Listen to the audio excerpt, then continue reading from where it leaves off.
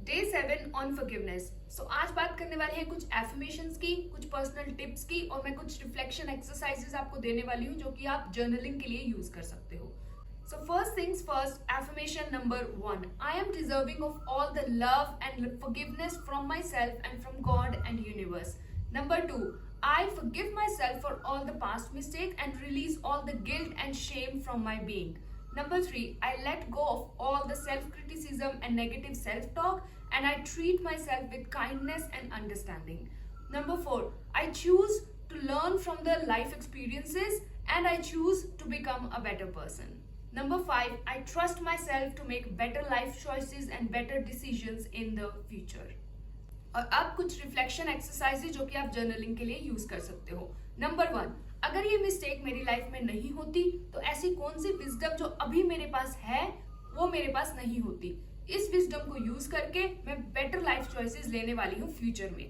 तो उस विजडम के बारे में और उस एक्सपीरियंस और उस लर्निंग के बारे में आपको लिखना है इस पॉइंट नंबर 1 में कि आपने क्या सीखा है और क्या विजडम आपके पास है जो कि आपको एक बेटर ह्यूमन बनाएगी।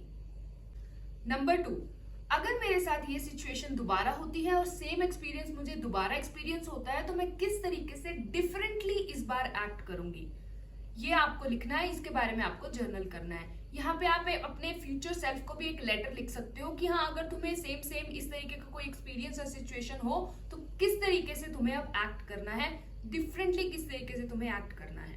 That is number 2। नंबर 3, क्या चाइल्डहुड की ऐसी आपको कोई मेमोरी याद है जहां पे आपको किसी ने एहसास दिलाया हो कि मिस्टेक करनी बड़ी बुरी चीज है, या आपको अगर आपने कुछ गलत चॉइस ली, कुछ गलत डिसीजन लिया तो किसी ने आपको बहुत बुरे तरीके से पनिश करा। मोस्ट प्रोबेबली ये हमारे पेरेंट्स ही होते हैं, पेरेंट्स से आता है, बट हो सकता है कि स्कूल में किसी टीचर ने भी आपको बहुत बुरे तरीके से ट्रीट करा हो, आपको वर्बली फिजिकली अब्यूज करा हो। तो चाइल्डहुड की ऐसी कोई मेमोरी आपको जो भी याद हो उसके बारे में आपको जर्नलिंग करनी है, लिखना है, पूरा एक्सप्लोरेटरी लिखना है। और लिखने के बाद अगर आपको ऐसा लग रहा है कि हाँ कि प्राइवेसी का कंसर्न है, इसके बारे में वैसे तो मैंने अपनी एक अलग वीडियो जर्नलिंग की वीडियो में पूरा डिस्कस करा हुआ है, बट अगर आपको कंसर्न है कि कोई पढ़ लेगा तो you can just tear it out, यहाँ आप उसको फाड़ सकते हो या जला सकते हो, लेकिन पूरा इलेबोरेट करके लिखना है। अगर आपको ऐसी कोई मेमोरी याद है, it will give you a lot of information जिसके साथ फिर आप काम कर सकते हो बाद में। And now finally personal tips. Number 1, अपने साथ बहुत ही पेशेंट रहना है। Forgiveness is a journey. खुद को माफ करना हो या किसी और को माफ करना हो, एकदम से हम किसी को माफ नहीं कर पाते। जो भी हमें हमारे साथ ट्रॉमा हुआ है, जो इमोशनल पेन हमें सहना पड़ा है, इमोशनल हर्ट जो हमें सहना पड़ा है, उसके लिए एकदम से ना तो हम खुद को माफ कर पाते हैं ना ही किसी और को माफ कर पाते हैं। तो forgiveness is a journey, healing is a journey. So अपने साथ बिल्कुल पेशेंस के साथ रहना है, रिस्पेक्ट करनी है अपने आप को एक्चुअली प्राउड फील करना है कि आप बैठ पा रहे हो, आप इतनी करेज है कि आप एक्सेप्ट कर पा रहे हो। बहुत लोग तो एक्सेप्ट ही नहीं कर पाते कि उनसे गलती हुई है। बहुत लोगों में तो इतनी करेज ही नहीं होती कि जाके वो उन्हें, जिस भी इंसान को उन्होंने हर्ट करा है, वो वहां पर जाए उनसे बोले कि मुझसे गलती हुई है, आई एम सॉरी। सो अगर आप ये कर पा रहे हो तो it is a courageous act और आपको प्राउडली इसको हैंडल करना है और अपने आप को बहुत ही रिस्पेक्ट और काइंडनेस के साथ ट्रीट करना है। नंबर 2, जो कि एसेंस है, जो कि आपको मेरी हर एक वीडियो में एज अ पर्सनल टिप मिलेगा ही मिलेगा, विच इज सेल्फ कंपैशन।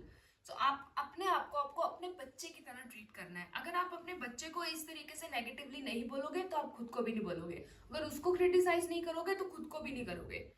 तो अपने आप को अपने बच्चे की तरह ट्रीट करना आपको स्टार्ट करना है, and it comes with self compassion, a lot of compassion and love and kindness towards yourself. And finally number 3, जो कि मैंने अपनी पुरानी वीडियो में भी बात करी है, you can listen to Gurbani के शब्द या कोई आरती, कोई भजन, क्योंकि देखो म्यूजिक तो अपने आप में ही बहुत सोलफुल होता है ना। इनके जो राग होते हैं ना, हम नॉर्मली कोई म्यूजिक सुने तो बहुत ही सोलफुल, बहुत ही हील्ड फील करते हैं। तो अगर आप इसको इन प्योर वर्ड्स के साथ जोड़ दो, इन प्योर हीलिंग कैपेसिटी के साथ जो ये वर्ड्स आते हैं, जो कि स्पिरिचुअल टेक्स्ट हैं, तो इनकी जो हीलिंग पावर है वो मैं एक्सप्लेन नहीं कर सकती, वो आप खुद ही महसूस कर सकते हो basically. So you can just listen to these शब्द्स, टू दीज आरतीज, और बेसिकली क्या कर सकते हो, यूट्यूब पे जाके कोई हीलिंग कीर्तन नाम से कुछ सर्च कर लो तो वहां पे भी बहुत सोलफुल म्यूजिक आ जाएगा। तो you can sit with that music, you can sit with those words, और वो अपने आप ही बाकी सारा काम कर देंगे बेसिकली। मेरे लिए तो यही हुआ है। तो होपफुली अगर आप और कुछ भी प्रैक्टिस नहीं कर पा रहे, just do this and it will benefit you a lot. And finally, we have come up to the end of this series of how to forgive yourself in 7 days. तो बेसिकली अगर आपके कोई questions हैं, concerns हैं, तो आप मेरे को कमेंट करके बता सकते हो, पूछ सकते हो. I will be happy to help you.